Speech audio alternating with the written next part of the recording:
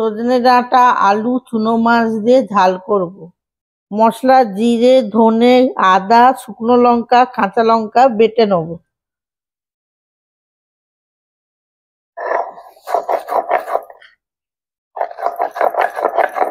নুন, হলুদ মাখিয়ে নিচ্ছি। তেল গরম হয়েছে, মাছ ভেজে নিচ্ছি। আলু ভেজে নিচ্ছি। নুন দিয়ে দিলাম।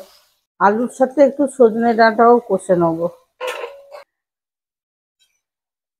জিরে, শুকনো লঙ্কা ফোড়ন দিলাম, তেজপাতা, পেঁয়াজটা একটু কষে নেব। ছিলে যে মশলা বেটে নিয়েছিলাম দিয়ে দিচ্ছি। হলুদ, নুন, টমেটো দিয়ে কষে নেব।